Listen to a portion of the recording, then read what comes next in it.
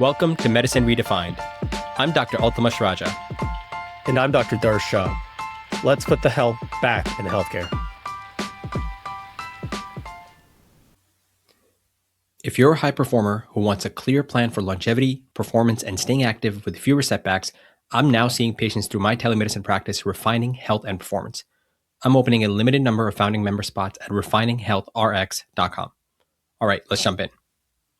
Dr. Patrick Rocky Sullivan, welcome back, man. Thank you. Appreciate the invite. Excited. Round two here. I know we teed this up a little bit with all the things that we talked about the first time around. And for those who have not gotten a chance to listen to the first episode when you were here for round one with ketamine and everything, all its applications with the stuff that you do, episode 177. So we'll plug that in for folks to go listen, get a little bit more about your background. But for the new listeners who didn't get an opportunity to learn more about you, can you do a quick, brief 60-second of who you are and why it's important for us to listen to you about the topic that we're going to talk about today? Yeah, absolutely. So I'm an osteopathic physician. My background was in emergency medicine, which I did for 20 years, mostly focusing on psychiatry and neurology. And overlapping with that, I opened my practice in Ishianova in Cherry Hill in 2016. So I've been doing that for 10 years and I do that full time now. I no longer work in the hospital. Initially, our focus was on ketamine infusions for depression. And pretty quickly, we saw the application in a number of different diagnoses and conditions that people would have. So we developed ketamine-assisted psychotherapy for PTSD and treatments for OCD. But I also quickly saw that there was a need for something else for some people that weren't hitting remission yet, even with powerful drugs like ketamine. So I added TMS in 2018, and it's continued to expand from there as we do a more comprehensive treatment for mental and physical health. And in the past year, we've added in Spravato. So we have a full range of services. I love it. So magnetic stimulation.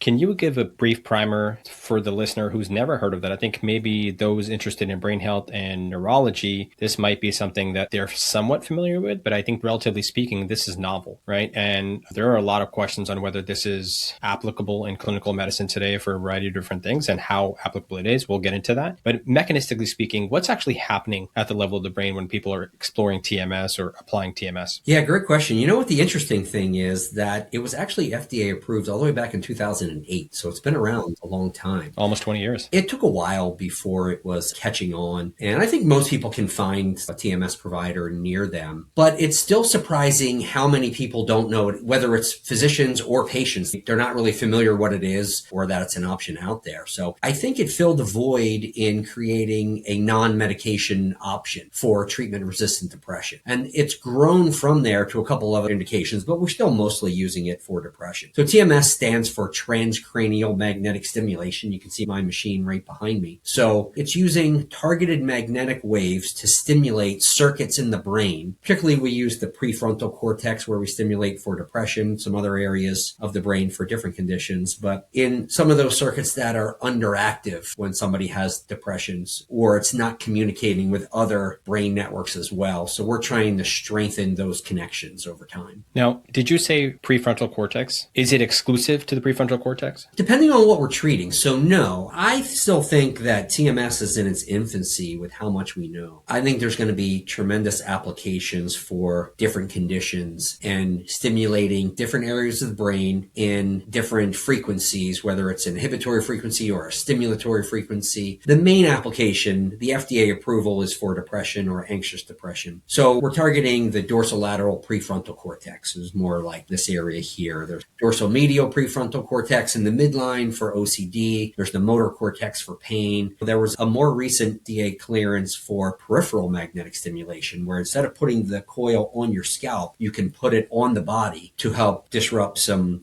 pain pathways. If you've had an injury, whether it was from trauma or surgery that caused an injury to that nerve and exaggerated sort of neuropathic pain, you can stimulate right on the periphery as well. Interesting. So you said anxious depression. I think you briefly touched on this last time. There are various types of depression. People just think that depression is all depression is created equal, all anxiety is created equal. Can you briefly reintroduce us to the concept of different types of depression and how they might present? Yeah, it's such an interesting fact because we say the word depression. I think we all tend to think of it as being one entity, but in reality, it's probably multiple different conditions that end up with certain features. But I think we could imagine some people who just have no energy at all. They have no motivation. They don't want to do anything. They're laying around. They're sleeping all the time, they meet the criteria for depression. And somebody else who's super anxious, they're always worrying, their brain doesn't stop, they're not eating, they're not sleeping well, they also meet the criteria for depression. But clearly it seems like it's a different mechanism, and we should start thinking about it in different ways. Maybe there's different brain networks involved. But even if we expand outside of that, just because somebody ends up with depression, I like to think in my initial evaluation, what started it? What is contributing to it? For a lot of people, they might have had a traumatic event or a series of traumatic events first, or OCD that developed first, and they get burnout over time that then ends up with depression. So where I start with treatments, even though they all have depression, and by criteria, they might meet the standard to do one of these treatments, but they're going to have different outcomes depending on their underlying diagnoses. So we have so many different options. So you have good old psychotherapy. We've got a ton of different medications that we can play around for the various types of depression, anxiety, mental health disorders. We talked extensively about the role of ketamine on our last discussion. You have electroconvulsive therapy. I'm going to ask you more about that. Where does this fit into the treatment paradigm? You said you wanted it after 2018 because you wanted to offer a different avenue for people. Where does this fit in amongst everything that we have? Yeah, that's a great question. And we should probably zoom out a little bit to think about what we're talking about, because we're not necessarily just looking at people that have depression that they go right into doing TMS or one of these advanced treatments. We're generally referred to as treatment-resistant depression, which means you've developed the symptoms of depression and you've generally gone about the typical method of treating that. You tried an antidepressant. If that one didn't work, you went to the second antidepressant. If we look at data from a trial called STAR-D, it shows us that each time we add a new oral antidepressant, the chance of that one working is less and less. So the first medication might get you a third of the people feeling better, and then we add another one, you get a little bit more, and each time, by the time you get out to like the third or fourth medication, you're down to like 5 to 10% chance of that one working, because they're all similar. Of course, we want to add in psychotherapy and whatever other paradigms we can use, but each one of those new medications can be traumatizing for the patient because they get their hopes up, is it going to work? And then if it doesn't work, then they have side effects and withdrawal effects. And I think the key is treatment resistant sounds scary, but it's really more of a definition for the insurance company to say, if you meet this criteria, now I'll pay for one of these advanced treatments. And so treatment resistant depression doesn't mean you're not treatable. It just means that we need to look at a different mechanism. So then we have these other advanced treatments. We talked before about ketamine infusion therapy or ketamine assisted psychotherapy, which is more for like PTSD picture. Then we have the non-invasive TMS sort of treatment, which is for depression or the anxious depression. And then now we have, in 2019, we got an indication for Spravato, which is an intranasal S-ketamine, a version of ketamine that is done in the office for treatment-resistant depression or depression with suicidal ideations, which is big because we don't really have many FDA-approved treatments for that. And then we have electroconvulsive therapy, which has been around for decades, which is also a very effective treatment. Each one of these comes with their own set of risks and benefits and different logistical and financial factors. So the question is not which one is best, it's which one is best for that individual patient and all the nuances that go around them as a person. How would you discern between ECT and TMS? They both have electricity. Our brain and our nervous system essentially runs on electricity. But for those listening, they might see one, think the other. They can't tell the difference. How do you explain that to the layperson? Yeah, they're both ways of stimulating the brain, but they're very different treatments. So electroconvulsive therapy is where it's generally done in a hospital setting. They put it in IV. You start off with treatment 3 days a week, and probably going to do like 12 or 15 treatments overall. You get general anesthesia, so you're put to sleep, and then an electrode is placed on your brain, and it delivers electricity to induce a brief seizure. We don't really know exactly the mechanism of how it works. It is very effective. It's up there with IV ketamine. 70 to 75% of people are getting a good response to that. And it can be a bit durable. It's variable for everybody. Any one of these treatments are variable about how long they last and how effective they are. But it does have some very real side effects of some short-term memory loss and stigma that goes along with it. So it's a powerful treatment that might be the right option for some people. I particularly think of that one. I don't like to think about it as like last resort. It might be more for a psychotic depression or a catatonic depression where you really can't function well enough to come to a structured treatment program like TMS or Spravato. Whereas TMS, there's no electricity applied. There's no medications given to you. There's no memory loss. Electricity runs through the coil, through this black part here, which rests against your scalp, creating an alternating magnetic field, a magnetic pulse that comes out that then goes through your skin, through your bone, into your brain tissue and stimulates electrical activity in the neurons in your brain cells, gets them to fire. And we do it repetitively. So it's RTMS is repetitive transcranial magnetic stimulation to train that circuit over time to strengthen it. You mentioned stigma with ECT. What's the stigma there? I'm not familiar. Yeah, stigma, as it's referred to as shock therapy, not portrayed very favorably in movies like Nicholson and One Flew Over the Cuckoo's Nest and things like that, right? And so I think there's still a lot of people that are afraid of it. How young can a person be to be a candidate for TMS? So traditionally it was 18. In 2024, there was a new indication for adolescents. So I believe it goes to 15 years old.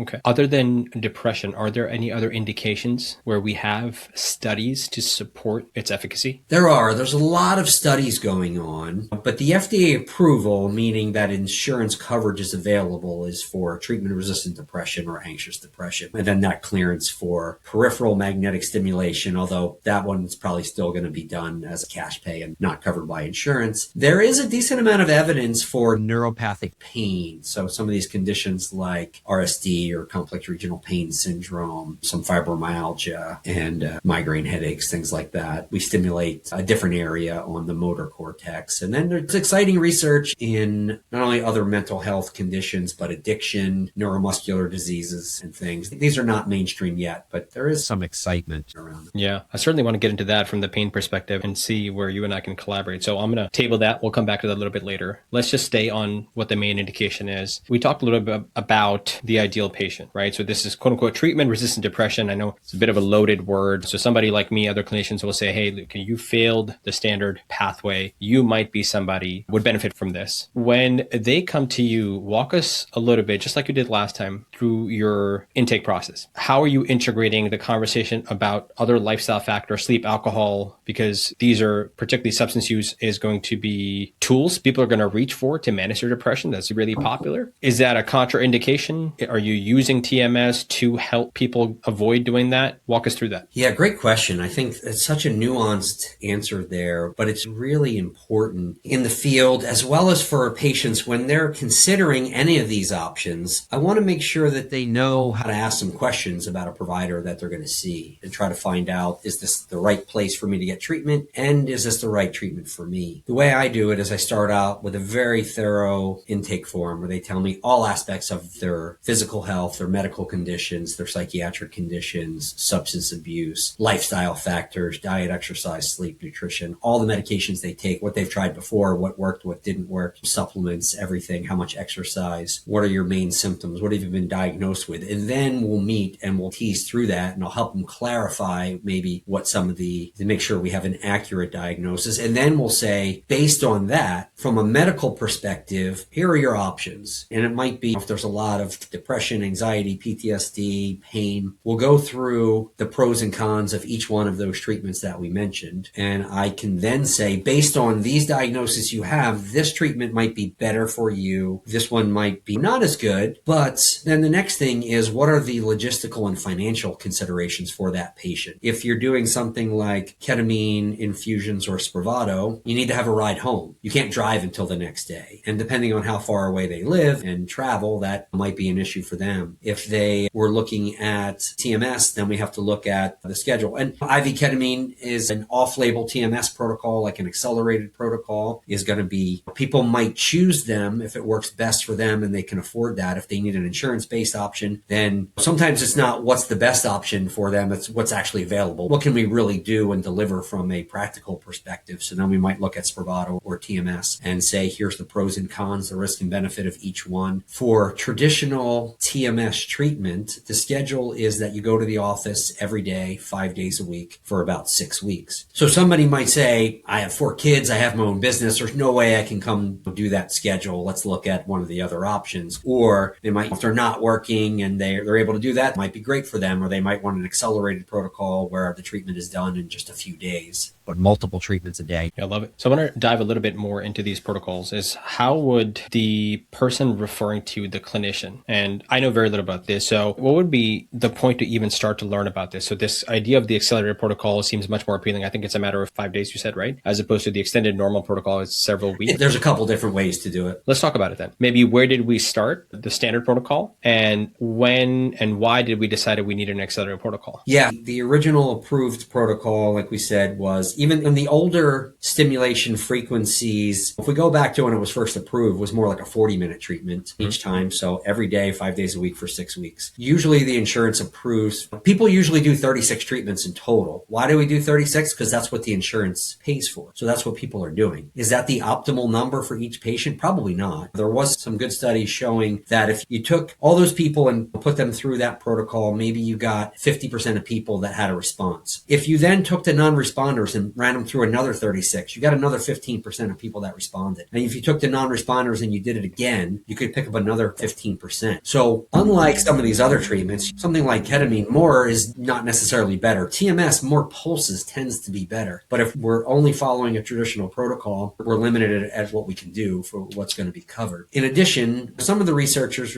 say, how can I treat more patients, particularly if I need to get them better quicker, if they were in the hospital or something like that, or how can I get more people coming through the system? And so they looked at these accelerated protocols. A big one that people might be familiar with, they might have heard of the Stanford protocol, developed at Stanford by Dr. Nolan Williams. And that was one that was done, they were 40-minute sessions, and then it dropped down to 20-minute sessions a day. And then when I started in 2018, intermittent theta burst just came out, and that was a shorter, higher frequency treatment that was actually done in 3 minutes. And so I started out with just all accelerated theta burst protocols. And the beauty of that is because it was only 3 minutes and the patient could tolerate it much better, it allowed you to do more sessions in a day. So this is completely off label. It's not an FDA approval and it's not covered by insurance, but we would generally do 1 an hour and you can do multiple in a day. So that's how the Saint protocol came out. They did a theta burst once an hour. They did 10 sessions in a day, 5 days in a row. And it had really impressive results at the end of that like 80 to 90% of people were hitting remission by the end of that first week, which is significantly better than anything else we had out there. So it created a lot of hype, but it wasn't really accessible because it was an fMRI guided neuronavigation process, which is you really can only do with a big hospital system with a lot of funding. Not really something that can be done in an independent clinic. But there were some similar things. Dr. Jonathan Downer created some more like theta burst protocols, which is what I modeled after. And it didn't have to be that intense. It didn't have to be that frequent. So I was initially starting out doing like 2 or 3 days a week, multiple in a day. And then we've developed over there. There's a newer one that came out recently called a 1D protocol, where we're trying to optimize the neuromodulation by using some medication. So similarly, the way we've combined ketamine and TMS over the years, sometimes a ketamine infusion during the TMS makes it more effective. This is a similar treatment where it's used. We're getting really into the weeds of the TMS world here, that only some of the neuromodulation nerds even follow along with this. But for people who might be interested in this deeper dive, we use a medication called D-cycloserine, where you take that in a one-time dose, and we do like 15 or 20 TMS sessions in a day, done about a half hour apart. Or sometimes I split that into 2 sessions. I don't think I've heard of that medication. What kind of medicine is that? Yeah, D-cycloserine. It was an old medication that if you look it up, it was used for like TB, or it still has an indication for like treatment-resistant UTI or something. It's an NMDA partial agonist. The theory behind it is it makes the TMS more durable and more effective. So ITBS, 3 minutes, 10 treatments a day. So basically 30 minutes of treatment per day. That sounds like the person would have to be at the clinic all day for 5 days. So technically, is that inpatient administered? Not 5 days. We do it for 1 or 2 days. 1 or 2 days. Okay. Yeah. I have people that will travel 3 or 4 hours to come see me, or they'll come stay in a hotel and be here for a couple days. And so we start early in the morning. They take the medication in the morning, and then we do it through the course of the day. There's a bit of delayed response to that at the people are starting to feel benefit after a week, which just continues up to week 4. But these are early. We haven't done a lot of them, and there's only a handful of people actually doing these type of things. But so this is not standard TMS treatment yet. But some of these options that are out there are nice to have some options. The standard protocol, the one that is FDA approved, the initial one, the 36 treatments that you mentioned, how long is each treatment bout? If you're doing a standard protocol, it's about 20 minutes. A lot of times insurance nowadays, if the facility has the ability to do theta burst, then it's 3 minutes. TMS. So if you're coming in, a couple of minutes of setup, 3 minutes of actual brain stimulation, and then you're on your way, and then you can drive yourself home. You said tolerated better. What about the treatment is intolerable? Does it hurt? It can be a little uncomfortable at first, a little scalp discomfort. I usually liken it to an electric woodpecker tapping on your head. We start off, we can control the intensity and ease you into it. And as you do it more, then it tends to be, it's quite tolerable. It's a quite well-tolerated treatment. So I guess one way I'm thinking about it is, so I don't know if you know this, but I use a lot of peripheral nerve stimulation for pain, peripheral pain. And I think I always try to describe to people, if you ever had a TENS unit for any type of musculoskeletal ailment, I imagine this would be like putting those pads on your forehead or on your actual head. Get a little tingling sensation, a little buzzing. Is that what they describe? Oh, you mean from the actual TMS treatment? On your... Yeah. Do they describe any tingling, buzzing in their scalp? No, it feels different than a TENS where it's like that constant. This is a rhythmic sort of tapping sensation depending on the protocol we're using. And like I said, it literally feels like an electric woodpecker. It's like a sharp little tap and it feels like a little bit electric and it stimulates the muscle to twitch. So usually with each tap, you get a little eyebrow twitch that goes along with it. When we first do it, they're like, well, that's interesting, a different sensation, but they usually forget it. Usually sitting there talking with us during, and the more you do it, the easier it gets. And given that we're primarily targeting different parts of the frontal lobe, is it pretty focal, that sensation that they're having? Yeah. Yes, exactly. It's right there.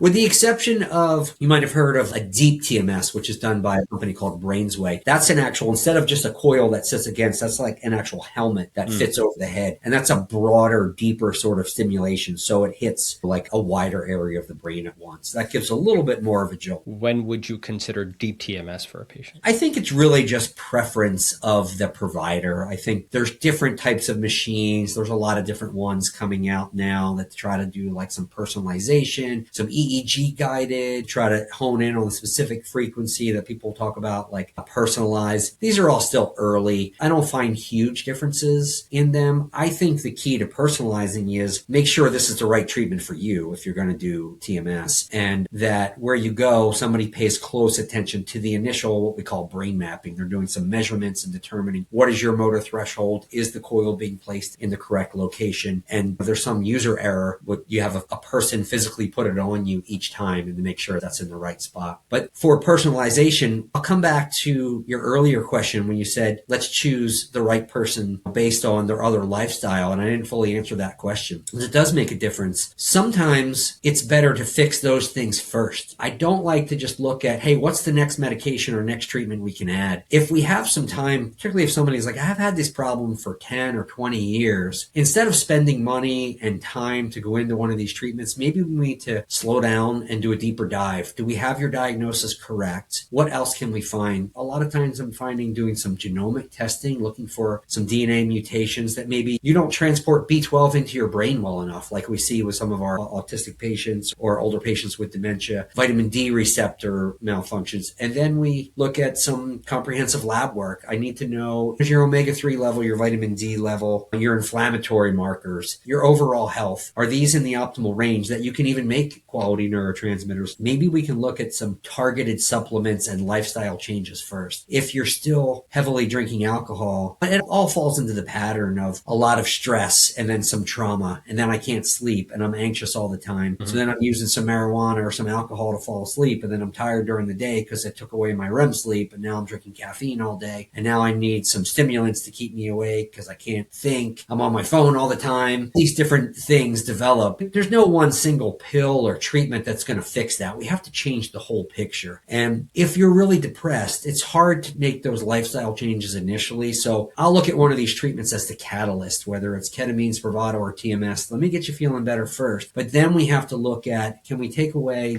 the alcohol and the marijuana, get some quality sleep, stress management, diet, exercise, sleep, and nutrition. All those play a crucial role, because sometimes we can make metabolic psychiatry perspective. We can make massive changes by just improving somebody's metabolic health. You may have heard of some of these anecdotal stories when somebody takes the GLP-1 agonist for whether it's for diabetes or for weight loss, and then they have significant improvement in their mental health problems or their addiction problems because they're really fixing their underlying metabolic physiology. So we can do that with diet, getting rid of processed foods and cutting down on sugar and lowering your insulin levels. A lot can be done. So if we can do that first and then introduce some of these other, or we might need to do that with the medication first and then make these lifestyle changes, but it all comes together for the big picture. Yeah, absolutely. In fact, we had a a whole two-parter on metabolic psychiatry. I think Dr. Matt Bernstein, I'll find it and plug it in for people to listen to that and go deeper into that, all about that. I really loved that you brought up this idea of questioning the diagnosis. Anytime I try to, at least when I'm working with my colleagues and I'm teaching, and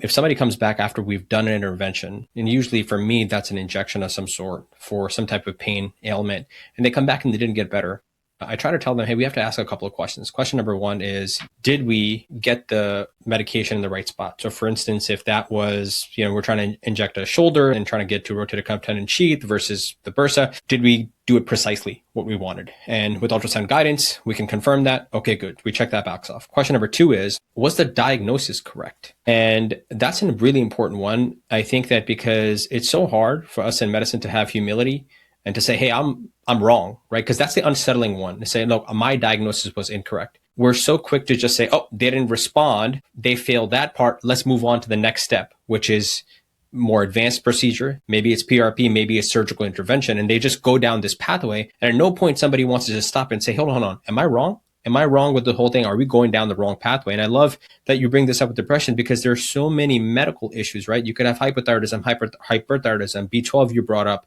Maybe somebody has unrecognized or undiagnosed sleep apnea, narcolepsy, and that's contributing to this. And so I think that just pausing and just asking yourself a question, not necessarily having imposter syndrome, but having imposter thoughts, those are healthy from time to time. That's so critical when it comes to that. And I think we could all probably stand to do more of that rather than just shuffling the patient along to the next person or the next treatment. I want to go to the decision-making pathway for you.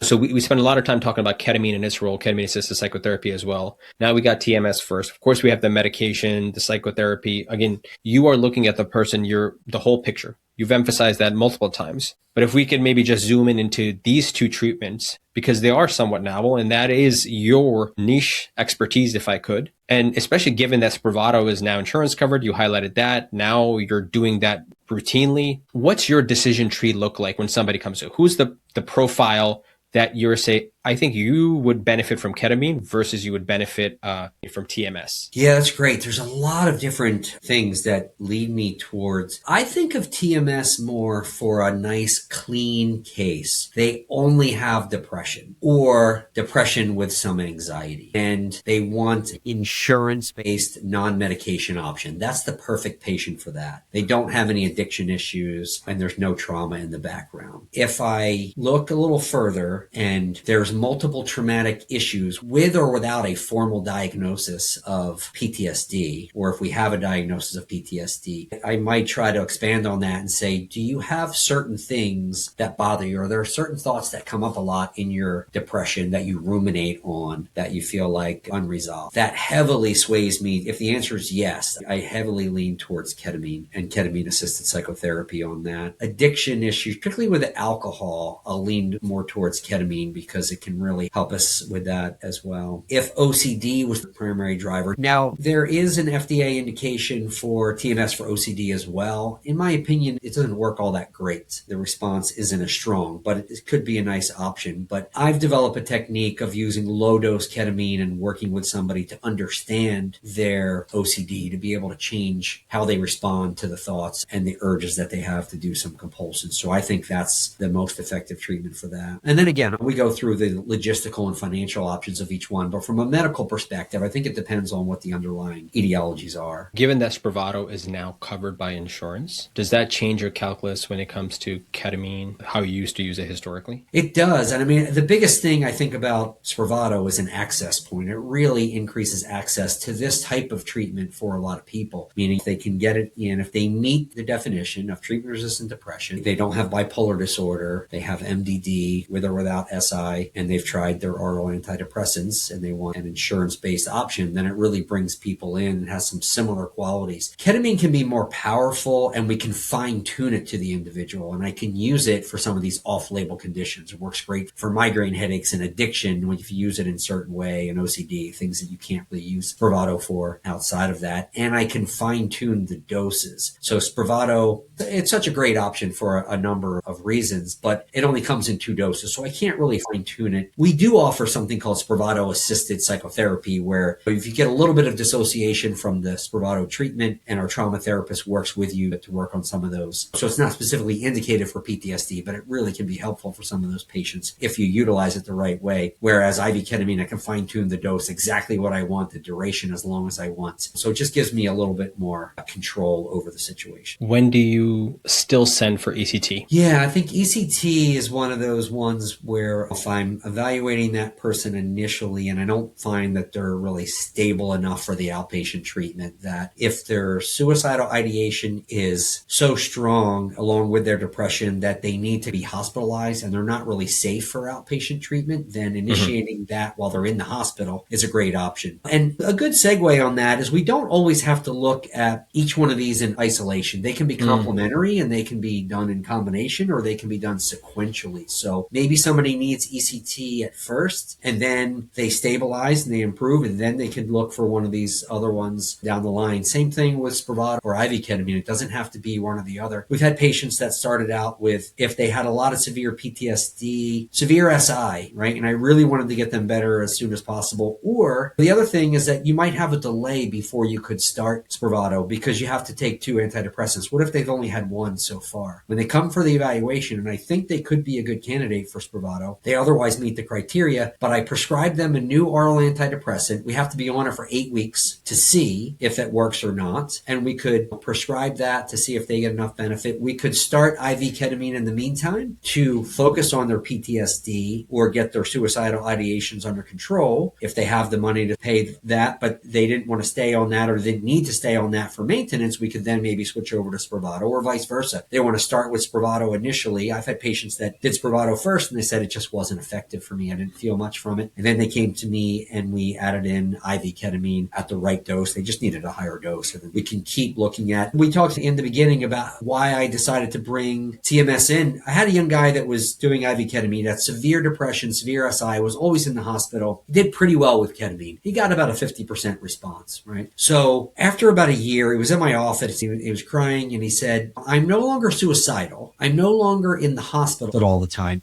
but I'm never really happy. I'm 22 years old. I deserve to be happy sometime. And I was like, all right, you're absolutely right, because remission is the goal. So for people who aren't familiar, we talk about responses. If somebody has a 50% chance or a 70% chance of responding, that means that if you respond to it, your symptoms get about 50% better. But for remission, we're talking about that your symptoms pretty much go away. You're functioning back to normal. And that's really what we want to aim for. So you might have tried traditional antidepressants and you get a bit of a response, but you're still not really happy. Then one of these advanced treatments might be the right thing for you. Or your symptoms are severe. You're about to start a new antidepressant, but you can't wait the 4 to 8 weeks because you're so depressed or you have suicidal ideations now. You need to get better quickly. Maybe we start ketamine now while we're waiting for those medications to kick in. We have to meet the patient where they're at. So I told that patient, hang on, I'm getting TMS next month. We added in TMS. He started to get some benefit. And for him, we actually had to end up doing it combined, where we did TMS during the ketamine infusions, and pretty quickly we got him to remission, and it lasted for years. And then we weaned off the TMS after several months and then just does a routine ketamine maintenance like once every 6 weeks. But he needed that additional brain network support initially to stabilize some things. And I think we're like 8 years later and he's a very successful businessman and kicking ass in life. That's what it's about. That's what it's about. I love it. So I promised we'd come back to this, and I think this is the area that I'm most interested in. Over the last couple of years, have had an increasing population of chronic pain. And I think it's probably one of the most widespread disabilities, not just in the US, but worldwide, right? Osteoarthritis is the leading cause of disability, certainly worldwide. Knee osteoarthritis, I think, specifically. And so chronic pain with the aging population, as we are getting better and better at extending lifespan, it's a very real thing. And probably pain, yeah, I'm pretty sure I can say this. Pain is the most universal symptom that I was telling a student today, that no matter what specialty you decide to get into, that you're going to experience some type of pain. So you got to know how to deal with it. And neuromodulation neuromodulation. You used the word earlier. So for those who don't know, it's just, again, modulating the nervous system, right? You can do that centrally, which is what you're describing here today, what we're talking about. From a pain perspective, if you've ever heard of a spinal cord stimulator, that's what that is. A peripheral nerve stimulator, a lot of what I do is that. And it works really, really well. And mechanistically, sometimes, I was telling this to work with one of my residents yesterday,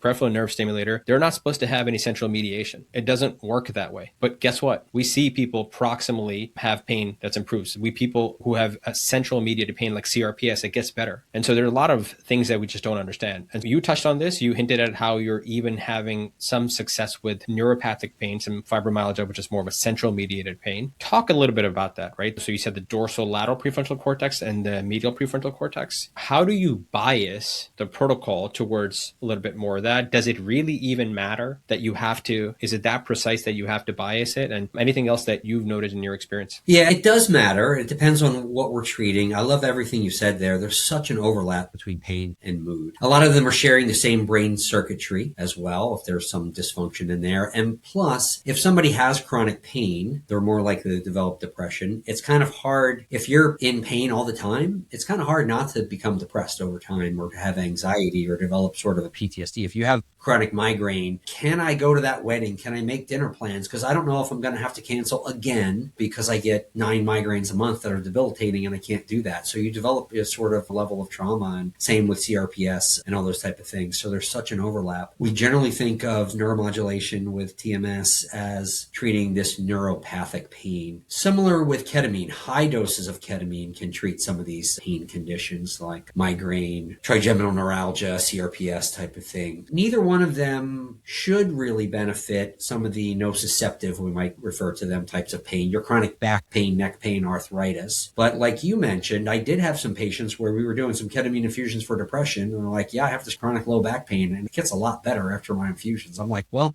it's not supposed to. I don't know why. But so we certainly see things like that. Or if we get their depression better, their pain gets better. Or if we get their pain better, their depression gets better. Similarly, if we get their PTSD better, their depression tends to go away. Choosing a location or a type of treatment, if we were looking at neuromodulation, the first thing I would think about for a location to try is, do they also have significant depression? If they have a sort of neuropathic pain syndrome and they meet the criteria for major depressive disorder, I think generally accepted approach is just to do standard depression-based TMS, dorsolateral prefrontal cortex, and many of those people will get improvement in both depression and pain. So whether it was migraine, CRPS, whatever else they have, fibromyalgia, start with the depression protocol first. If it's somebody like, yeah, maybe I have a little bit of depression, but it's really more of a pain syndrome, then I would think more to target the motor cortex, the M1 area, where we're trying to disrupt that pain circuit. These are really sort of brand new avant-garde sort of treatments that are being studied, have a lot of excitement. They're not in general use yet, but I've used them all some, and it's very exciting and it's extremely rewarding when it works. Yeah. You said you don't know why it might help with somebody's chronic back pain. I think I do. Let me take a crack at it, right? And so for those listening, maybe you've used the term, we both have, neuropathic pain. If you're not familiar, neuropathic pain is when we describe it in the medical field, pain related to nerves. So that's going to be, sometimes people have, we call it diabetic neuropathy. You have burning type, tingling, pins and needles. That's how people will describe it. At least that's how we learn in medical school. Sorry to cut you off.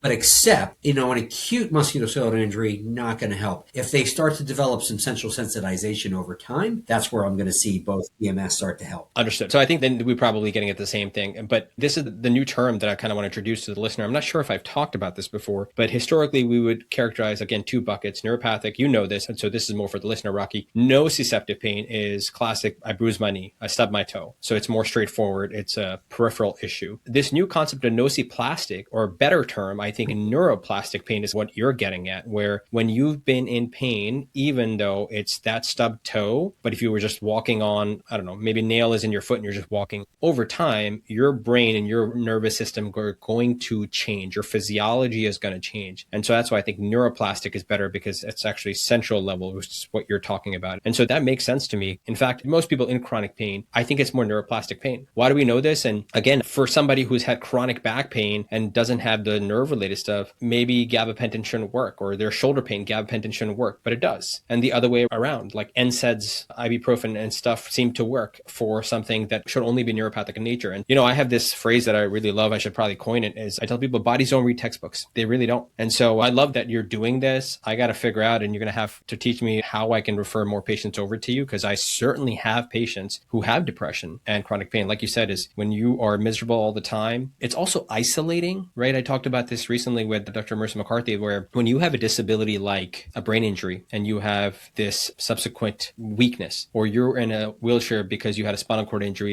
or cerebral palsy or something, there are social groups you can connect with. People recognize your disability is outwardly visible. Chronic pain, that's not the case. Migraines, that's not the case. And so you're in this miserable minority where you have difficulty connecting and finding your group where you can relate to people. And so it's also very isolating. Of course, you're going to be sad, you're going to be depressed. And yeah, these are comorbid conditions tightly coupled. I'm sure we can figure out how to get FDA approved payment for this so the patients can get the treatment. But yeah, this is playing the game, so to speak. Anything else to add to that, where you think for pain, where it's promising, where it's premature, just for my PM&R and pain physician colleagues who are listening? I think the thing that's most exciting to me that we need some more information on is neuromodulation, particularly stimulating the motor cortex for CRPS. For people who aren't as familiar with it, this is one of the most painful, debilitating conditions that somebody gets, like after an injury or a surgery, where they just get this exaggerated pain response that becomes severe. It's really hard to treat. It seems like for a while, for at least a decade or two, where a lot of people were going for that was ketamine infusions, but it's not like the ketamine infusions we do for depression, where it's like 40 minutes and it's relatively affordable. It's a high dose, and usually a 4-hour infusion, and sometimes multiple days in a row. And the dose is so high, you have to get some sedation along with it. So it's mentally and physically taxing for the patient. And you need to give, if you're in an office for 5 or 6 hours requiring a lot of critical care work, it's not something that's covered by insurance. And so most people with chronic pain are on disability, right? And they don't have a lot of money. So there's this really disconnect with people who need it, who probably can't afford it. I've only had one patient so far where I was able to try this on CRPS, who had already been on ketamine infusions for 13 years, but still only sort of brought it down temporarily into a manageable range, but was still pretty severe pain most of the time. And once we added on the TMS treatment, it brought her pain way down compared, and much more effective than ketamine, much cheaper than what we could do with ketamine. It's one anecdote. It doesn't mean it works for everybody. And where I've done it for some fibromyalgia patients, some did well with a little bit, some needed a lot more treatment more frequently, which gets more expensive because, again, it's not something covered by insurance. But I think there's excitement in the field. Once we get more published studies on this and some agreed upon protocols, then I think we can start expanding it. If there's some PM&R colleagues that are listening who want to get more involved in doing this for themselves, they can look at the Clinical TMS Society. We actually just started. Last year was our first one. We have another training in TMS for pain at the annual TMS meeting, which is in Boston. I don't know when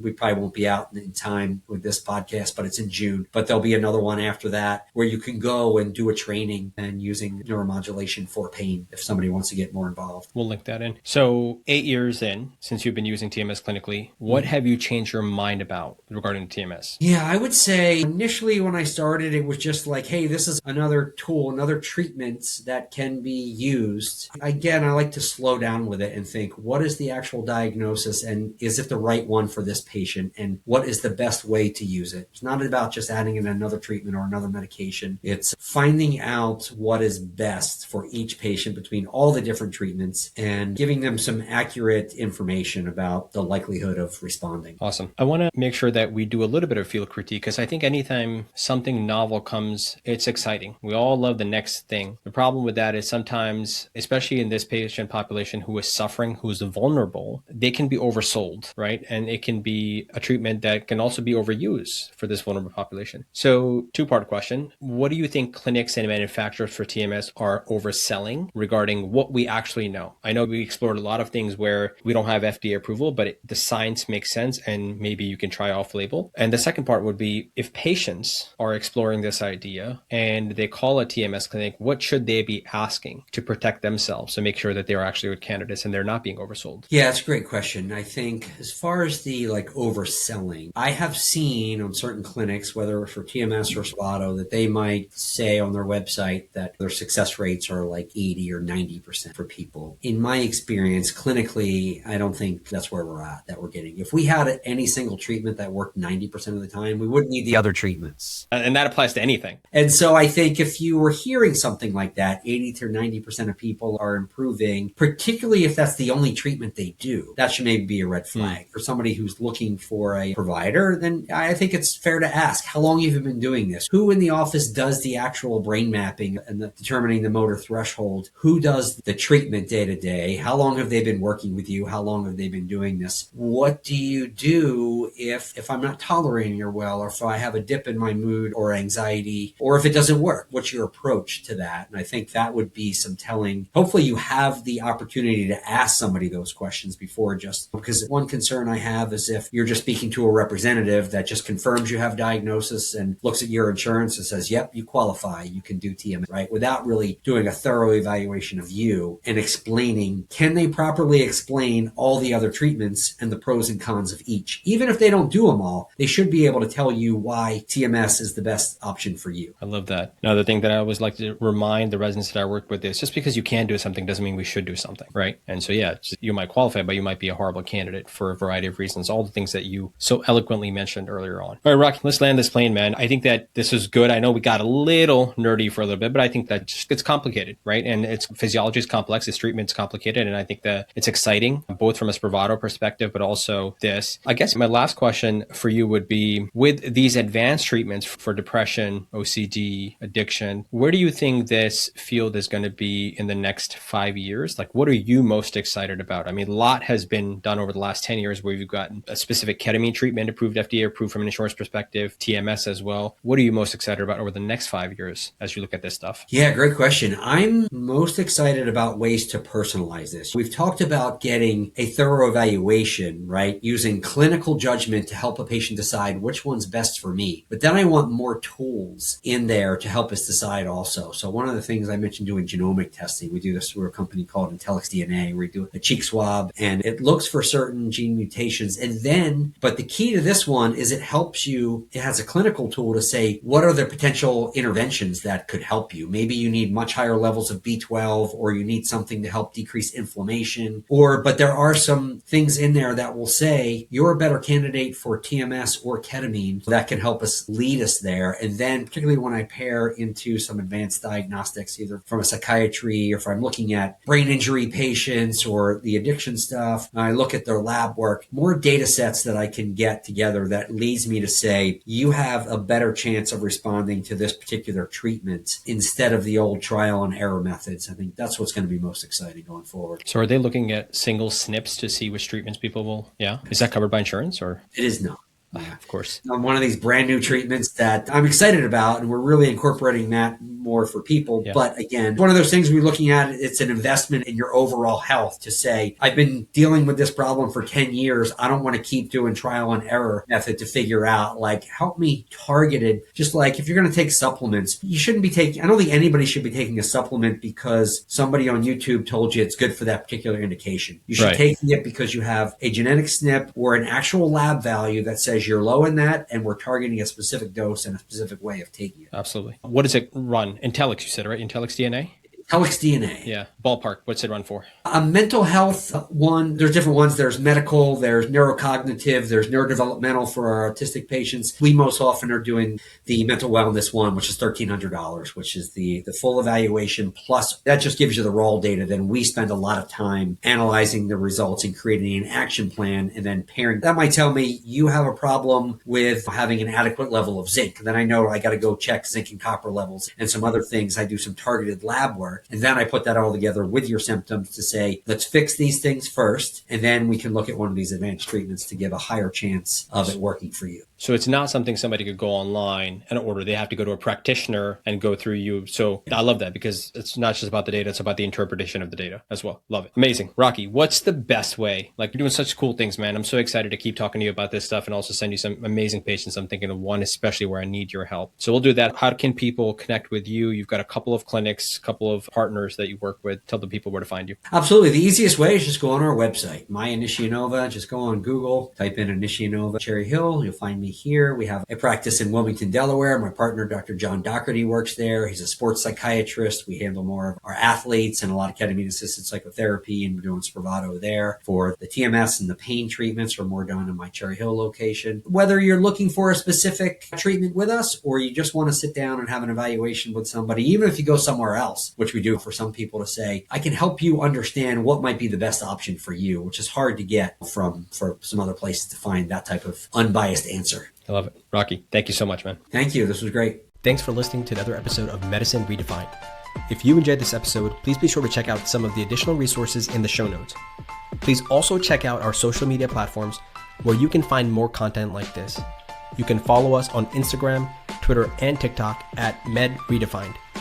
We also want to thank our team for the production of this podcast, specifically Ethan Ju on video, Haritha Yepuri on social media, Zainab Lugmani on research, and Sarah Khan for newsletter.